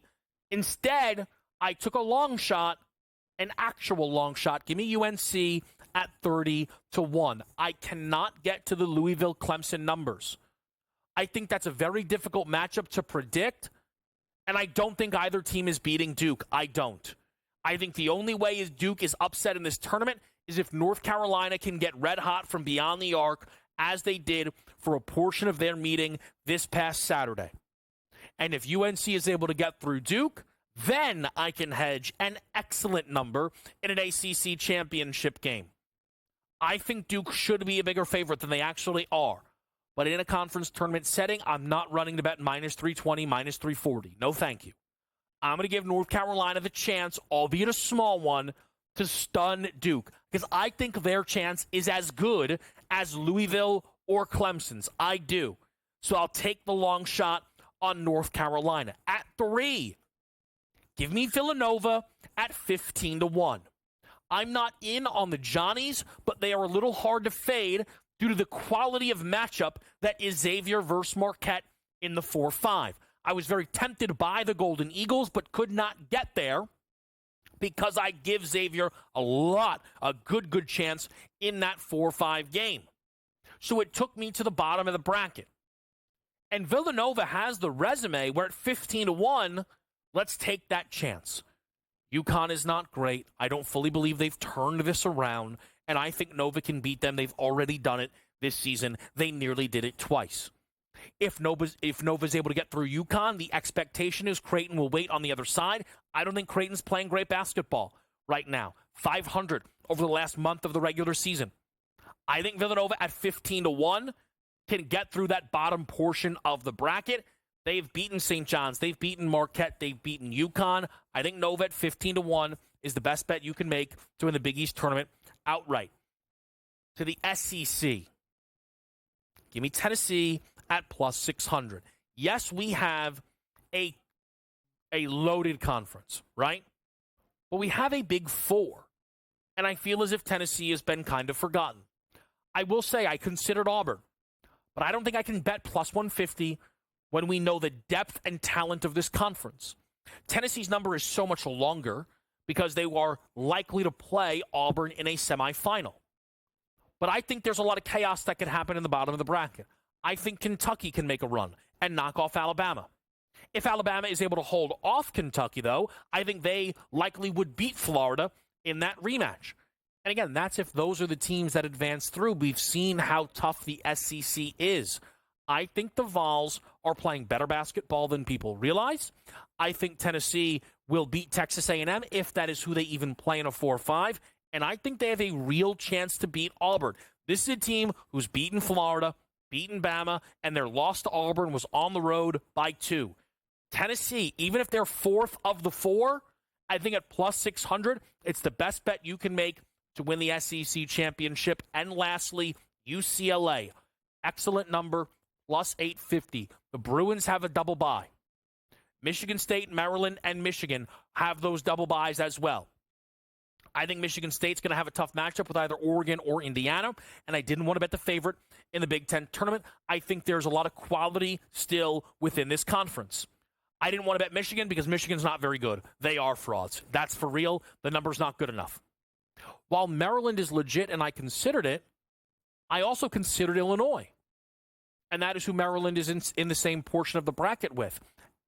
And Maryland is in front of Illinois, but Illinois is also in front of UCLA, as is Wisconsin, who UCLA is projected to be waiting for, who has to play prior to the double bye. Why is Wisconsin shorter than UCLA? They're not playing better basketball. They have to play an extra game. They just lost at home to Penn State. Mick Cronin in a tournament? Yes, please. I like what I have on the board here. Give me UCLA at plus 850, your Take 5 Conference Tournament edition. It's UCLA in the Big Ten, Tennessee in the SEC, Villanova in the Big East, North Carolina in the ACC, and Texas Tech in the Big 12. You really just need one of those to walk through the door. What if we go 5 for 5? That's a Take 5 for you. We'll be right back. It's Game Time Decisions.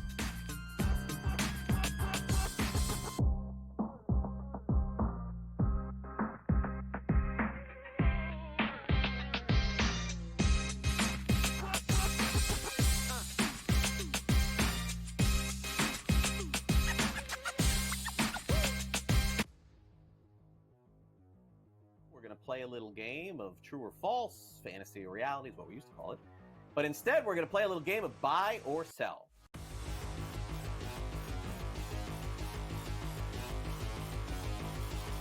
Rafael Devers had a press conference and basically said, I ain't moving off third base. I'm a third baseman. I won't play DH. I won't play anywhere else. Alex Bregman was just signed, so how's this going to work out? Buy or sell, George? Devers will start more games at third than Bregman this season. Is that a buy or sell? Yeah, Devers is a horrific third baseman.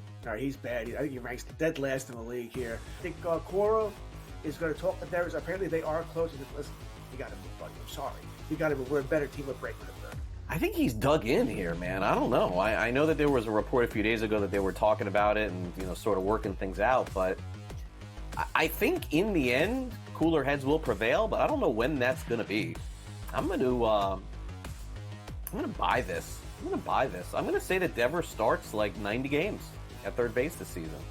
And I think that'll probably be the compromise here. I think that Bregman will start some. Devers will start some.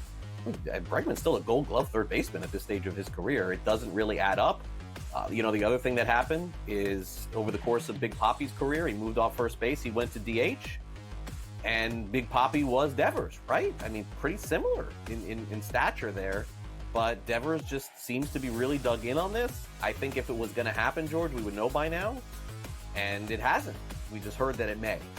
So I am going to buy. I don't think Devers plays 150 at third base or even 140 or anything like that. But I do think he plays more than Bregman at third. I think that they have a compromise where they play both. Fantasy Sports Today, only on SportsGrid.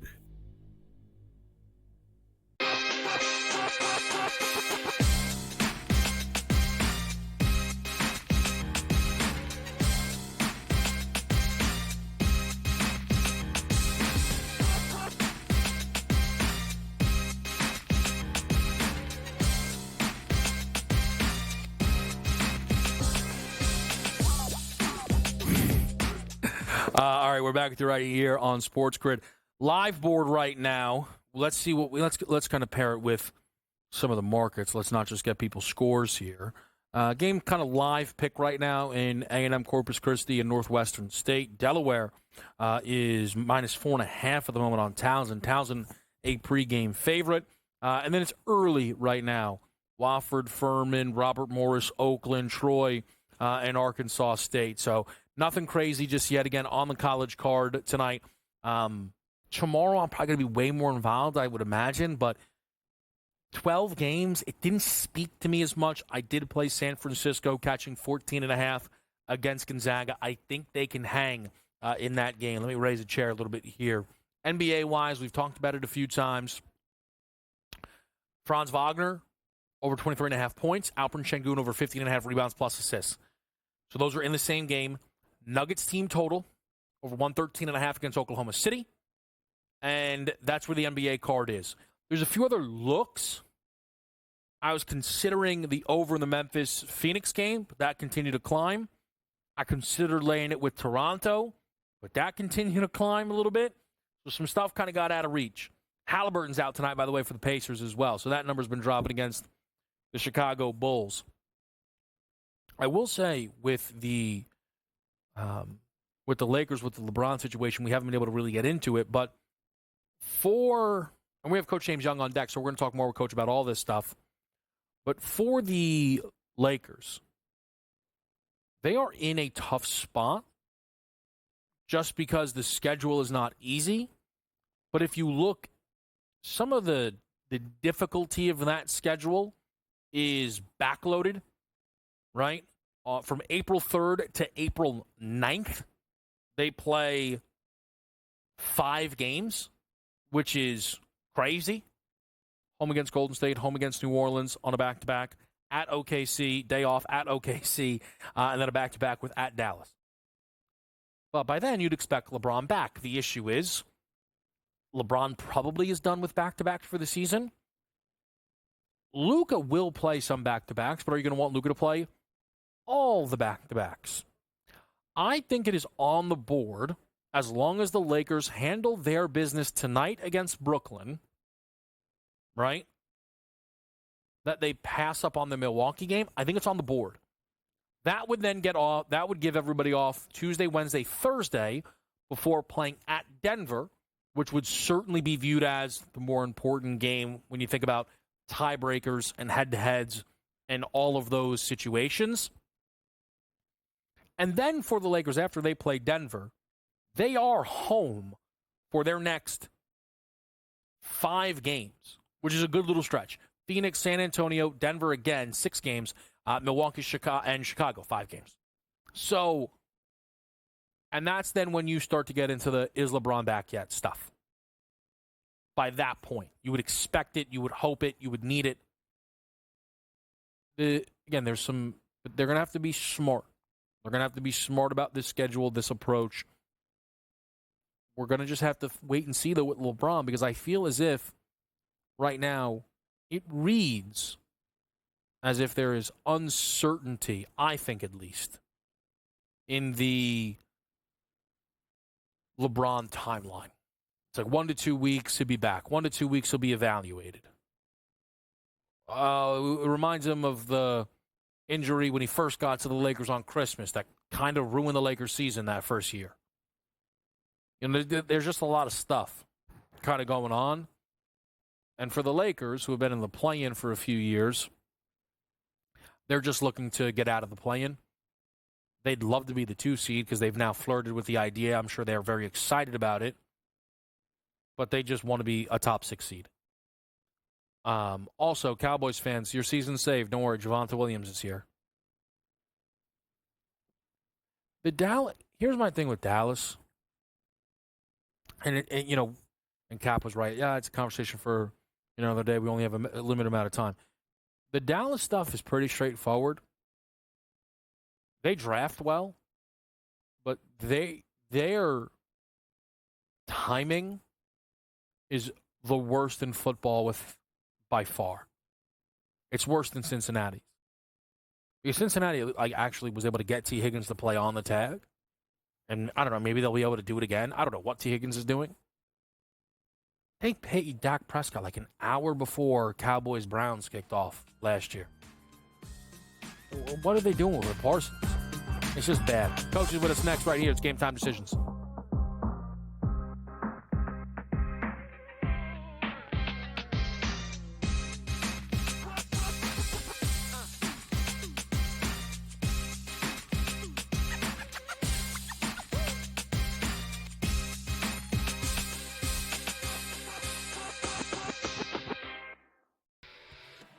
Brady Tkachuk saying that if his brother did miss that overtime period against Canada like we saw him do, it must be serious out there. And of course, Brady Tkachuk, not a doctor, but you've got to wonder the status of Matthew Tkachuk and what we're going to find out. Game time for all of these teams and all these players that were, teammates. Now they're facing off against each other. Now they're back to being teammates, whatever it might be. Like, it's time to get things rolling back in the right direction. HL today, only on SportsGrid.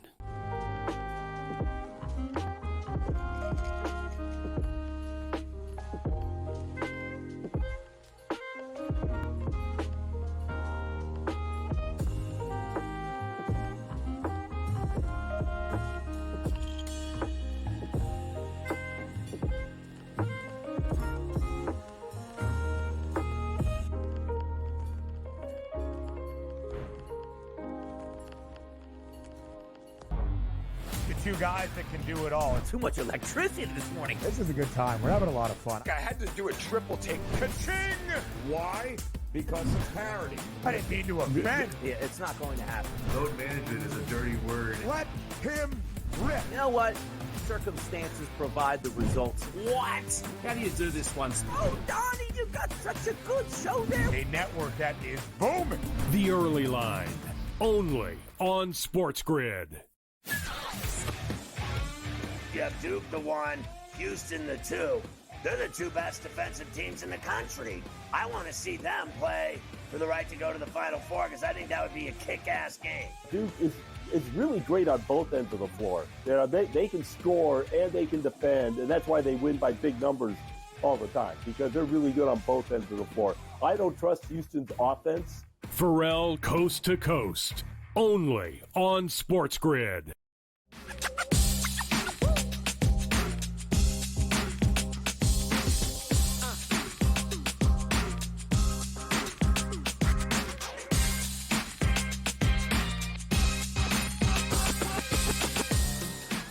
All right, back at the right here on SportsGrid. It's Game Time Decisions.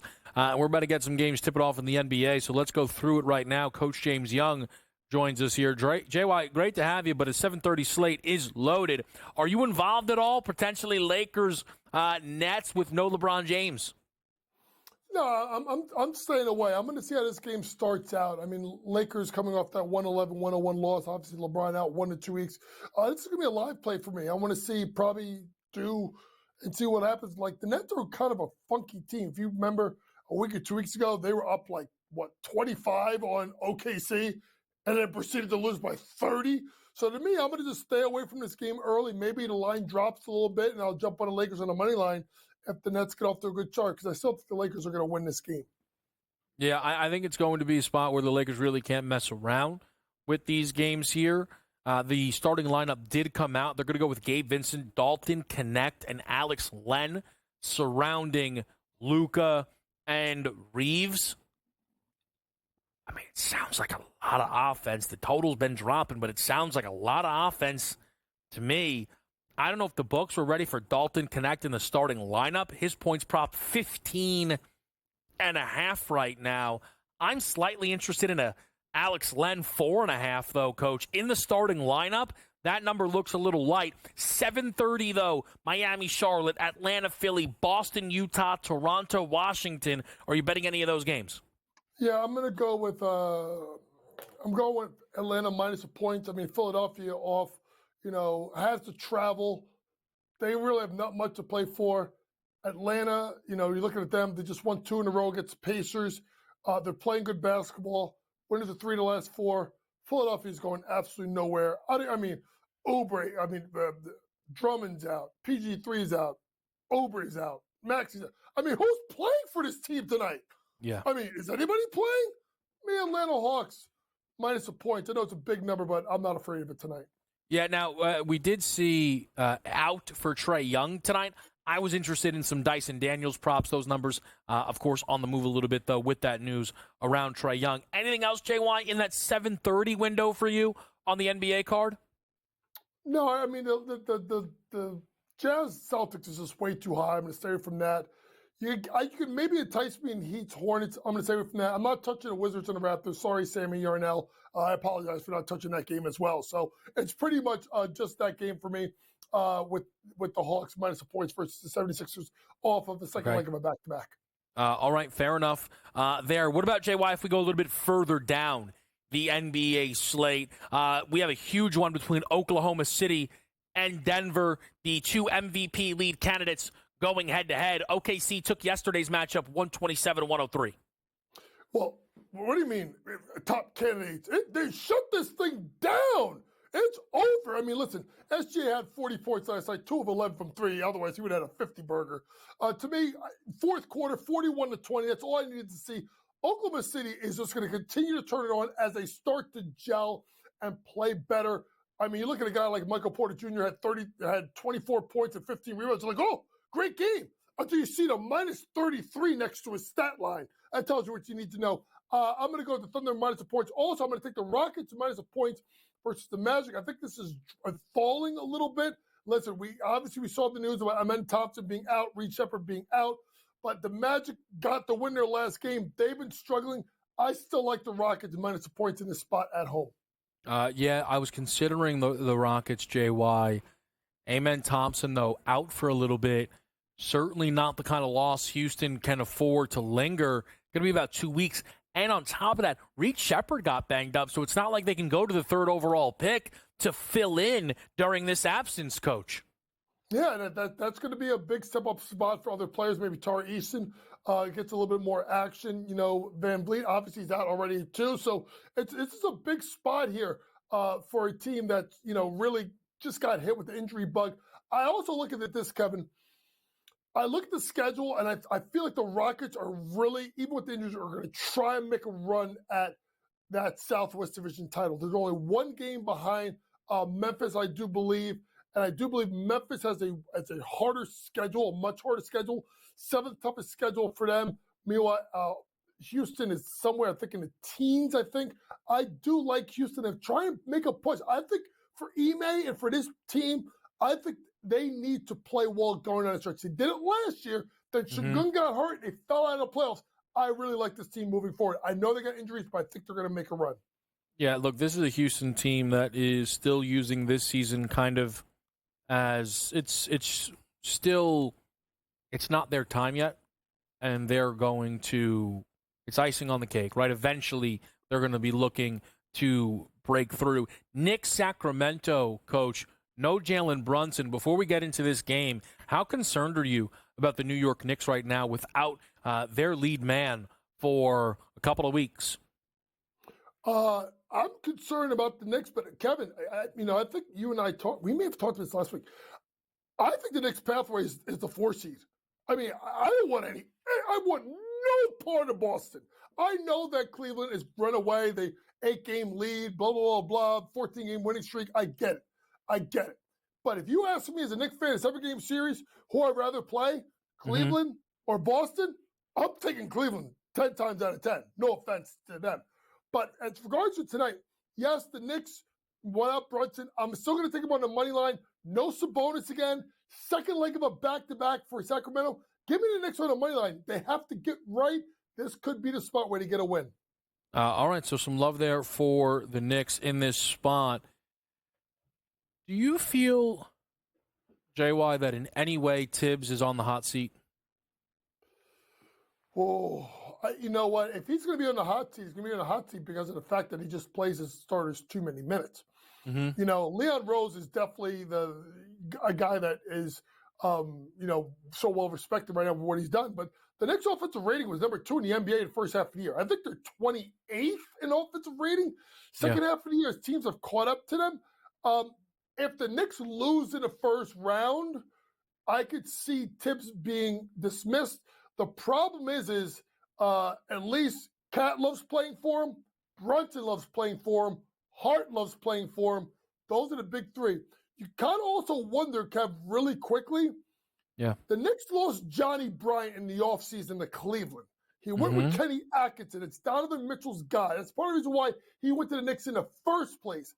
He's got a lot of good connections. Could they be moving Tibbs out to bring Johnny Bryant in because of his relationship with some of these young players?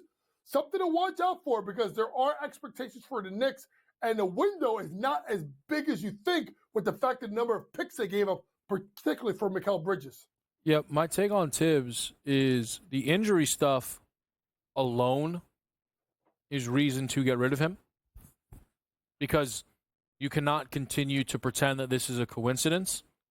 And I find it very insulting, in fact, occasionally that we pretend, not coach, but just, some Knicks fans that I talk to. If the Knicks are eliminated in round 1, there's no way you could possibly bring him back. And if they are eliminated in round 2, how the series plays out is important. But it needs to be understood that the Knicks entering this year, the Knicks made a lot of moves to get better.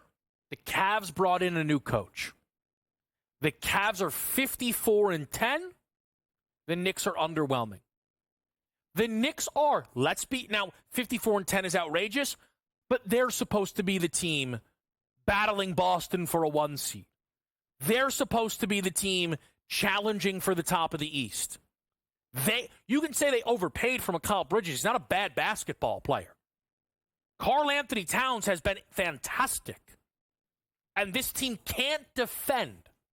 It used to be the identity of Tom Thibodeau teams. It no longer is. So the Cavs brought in a new coach. They're unbelievable. I just think the Knicks need to make some considerations. We go to the college game with Coach next on SportsGrid.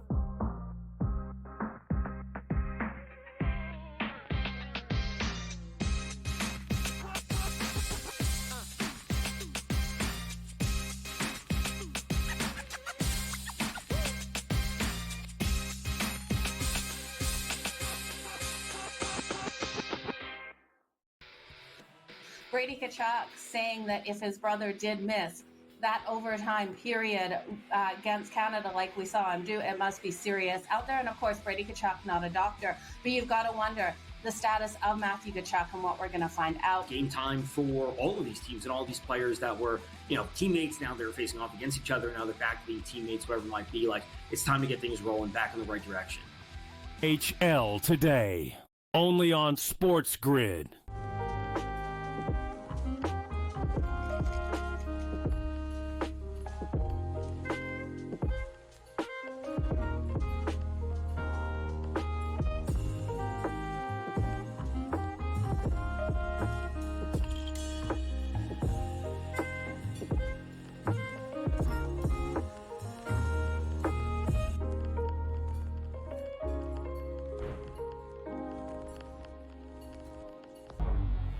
Two guys that can do it all. Too much electricity this morning. This is a good time. We're having a lot of fun. I had to do a triple take. Ka-ching! Why? Because of parity. I didn't mean to offend. Yeah, it's not going to happen. Load management is a dirty word. Let him rip. You know what? Circumstances provide the results. What? How do you do this one? Oh, Donnie, you got such a good show there. A network that is booming. The Early Line, only on SportsGrid. You have Duke the 1, Houston the 2. They're the two best defensive teams in the country. I want to see them play for the right to go to the Final Four because I think that would be a kick-ass game. Duke is really great on both ends of the floor. They can score and they can defend, and that's why they win by big numbers all the time, because they're really good on both ends of the floor. I don't trust Houston's offense. Pharrell Coast to Coast, only on SportsGrid.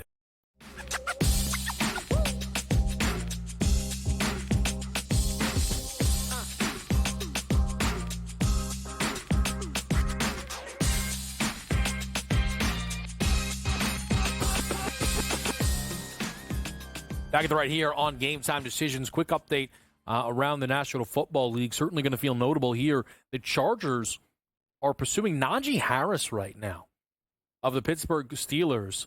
Nothing done yet.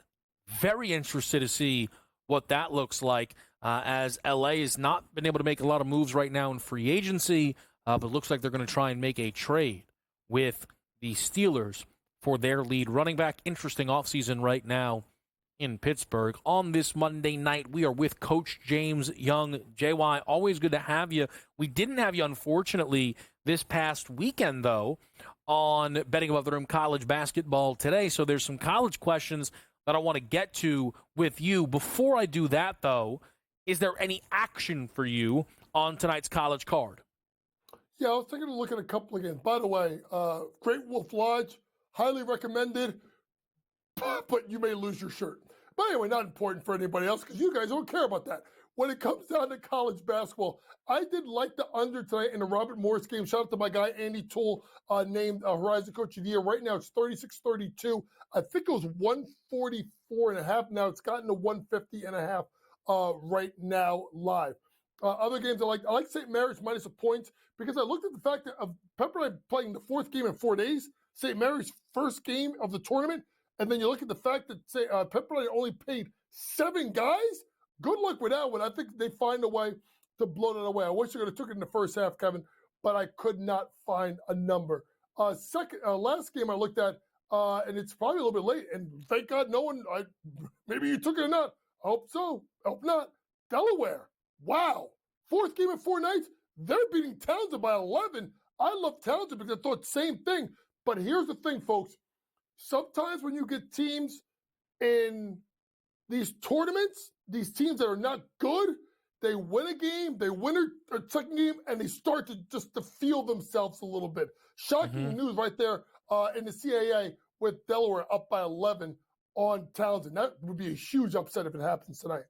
All right, so certainly something for us to keep up to dates on in the CAA. Townsend and Delaware right now, a double-digit lead for the Blue Hens going up against the Townsend Tigers. So, Coach, this weekend we saw a lot of big games, and we did see some big upsets. And one of those was Auburn going down to Alabama. Now, Bama, of course, is a quality team, but Auburn was at home, off a loss, 8.5-point favorite. They lose it in overtime to the Crimson Tide. Relatively speaking, their offense did not answer the bell. I could be wrong here, but I think they went under their team total despite scoring 91 points in overtime. What did you take away from Auburn losing that game to Alabama? Well, listen, to me, it's one about Alabama is I saw them, Kevin, more likely to take pull-ups and not just bomb away from 3, right? Number 2, as great as Janai Broom was, and he was fantastic, and Kevin, he had 2 huge threes, one on the right wing, and then I think one in the left corner to tie the game in overtime.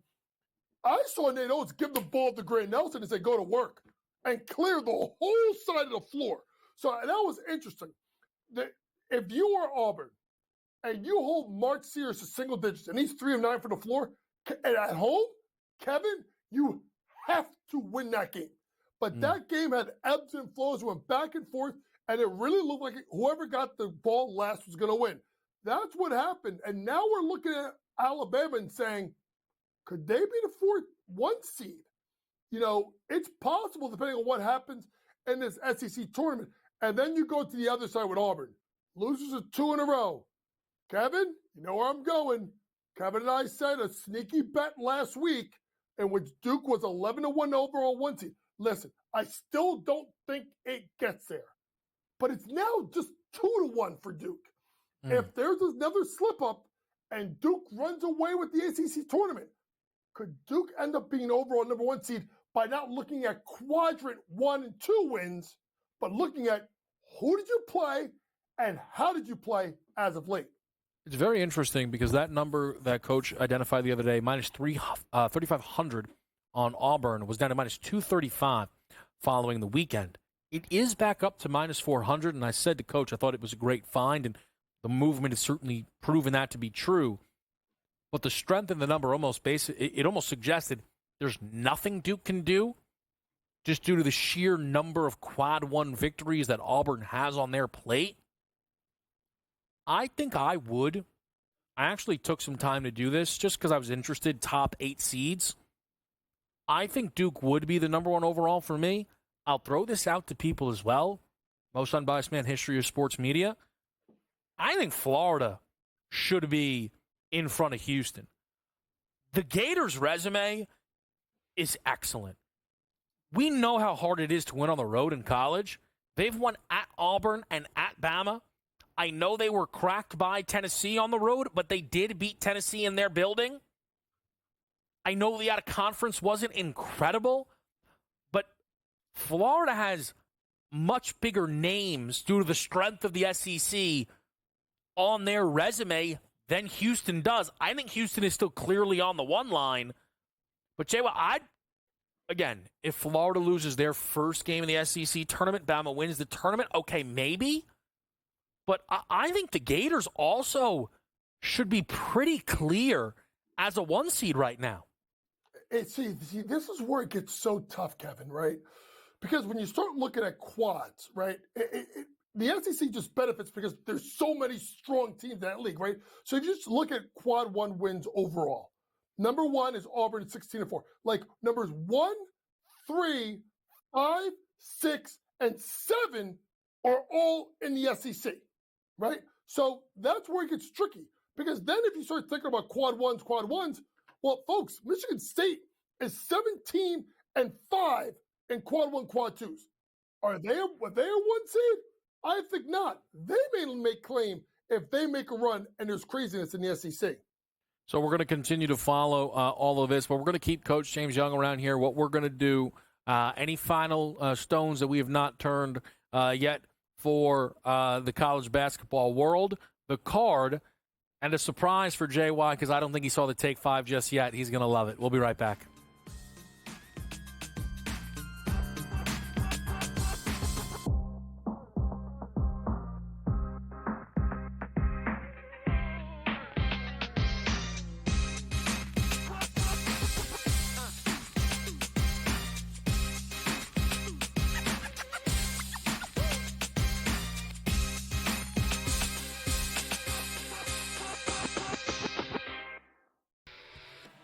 Brady Tkachuk saying that if his brother did miss that overtime period against Canada like we saw him do, it must be serious out there. And of course, Brady Tkachuk, not a doctor, but you've got to wonder the status of Matthew Tkachuk and what we're going to find out. Game time for all of these teams and all these players that were, teammates. Now they're facing off against each other. Now they're back to being teammates, whatever it might be. Like, it's time to get things rolling back in the right direction. HL today, only on SportsGrid.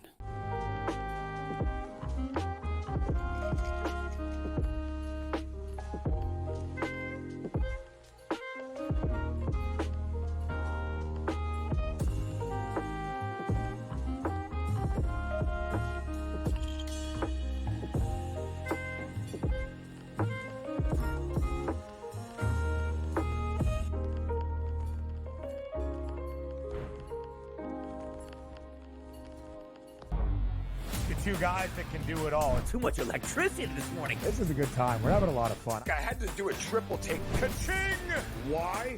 Because of parity. I didn't mean to offend. Yeah, it's not going to happen. Load management is a dirty word. Let him rip. You know what? Circumstances provide the results. What? How do you do this one? Oh, Donnie, you got such a good show there. A network that is booming. The Early Line, only on SportsGrid. You have Duke the 1, Houston the 2. They're the 2 best defensive teams in the country. I want to see them play for the right to go to the Final Four because I think that would be a kick-ass game. Duke is really great on both ends of the floor. They can score and they can defend, and that's why they win by big numbers all the time because they're really good on both ends of the floor. I don't trust Houston's offense. Pharrell Coast to Coast, only on SportsGrid.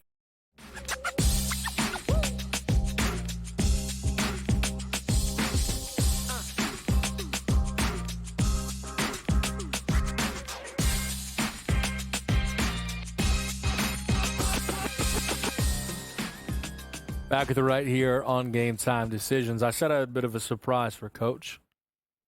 Coach, unprompted, starts talking to me about some conference tournament futures that he's considering. Covered a little bit of the SEC, a little bit of the Big Ten. We didn't get to the Big East. JY, one bet for me in all of the 5 major conference tournaments. I'll show you the full Take 5. But my third favorite from the Big East, You guessed it, 15-1. Villanova. I think the Wildcats got a bit of a chance, JY. I'm walking upset. Listen. This is why Kevin is my boy. Because he is pulling on my emotions here. But here's the thing, Kevin, and I'm going to try and be the second most unbiased man in this industry behind yourself, as you correctly said. Villanova, if they win 6-11, which they should, they get UConn next. This is a UConn team that they were up 15 at Hartford and blew it. Yeah. If they move past that, then you get into Creighton, which I do believe they've beaten Creighton already this year. No, they lost close. They lost by Creighton's one. the only one they haven't beaten. Right. And it was like a 1-point game at home in which they fumbled the last possession. Can Villanova make a run? Absolutely. What I may do, Kevin, instead of doing it what you're doing, is I'm going to take a minus a points first game, and then I'm just going to start money lining them right down the pipe. Take a money line against UConn. If they get by UConn, I may double it down and do it again versus Creighton. They have the talent. It's the close losses that they've had all season long, and not for nothing. And I've said it. I've heard it from numerous people inside and outside the program. If Kyle Neptune does not make a huge run, and I think that means beating UConn, he will not be back. This is officially his last stand. That would certainly put a lot of importance on that game. No doubt about it. Just we don't have to go through all of them, Coach, but anything from that Take 5, UCLA in the Big Ten, Tennessee in the SEC, North Carolina in the ACC, Texas Tech in the Big 12, any of those, looks like I found my answer. The UNC ones, here. All right, so let me tell you what UNC, I'll tell you why, Coach. I was between two options, and this probably will make you actually laugh even, but it was either North Carolina or Duke. Legitimately, Duke at minus 320 I don't think is terrible. I'm not betting Louisville or Clemson because I don't think people realize how big the Duke money line will be. People are like, I'll hedge in the conference championship game. Yeah, are you? It's a big number. You're not going to get a great number if North Carolina can pull off the stunner. They just played them. They had some bright moments in that game. I think, Duke made every shot in the first half for the first 16. It was crazy. The offense, if they can play a touch better on the defensive side of the basketball, if they pull off that upset, JY, then I'm holding a 30-1 in the title game. I'd rather UNC than Louisville or Clemson is what it came down to. Well, it makes sense if you say it that way. If I'm putting money on, I'm putting money on Louisville. I can't touch the Duke number, right? It doesn't make sense. Yeah, the Big Ten tournament is going to be wild. I don't think it's going to be Michigan State. I know what they've done at Sparty, but you're making a decent point because if you're UCLA and their first game is Thursday, they probably get out there Tuesday. So maybe they're a little bit more settled in, so that can make sense. You have to wonder if some of these teams, Kevin, don't play, that need to have a trip-up game, right? Like Houston, when are they going to trip up? Rather have it now. Duke, when are they going to trip up? So it makes sense that some of these teams that are even money or minus money favorites to win the league, you go another direction because they got to have a bad game in the system at some point. As a coach, you want it now, not when the tournament starts. Yeah, which is probably why I stayed away from any favorite in any of the leagues, even though they all have very good teams at the top of those conferences. Coach, awesome as always to break this stuff down with you. A reminder for people, for me tonight, San Francisco plus 14.5 against Gonzaga. Nuggets team total over 113.5 against OKC. Same game, Franz Wagner over the 23.5 points. Alperen Şengün over the 15.5 rebounds plus assists. We will do it again tomorrow on SportsGrid. In-game live is next.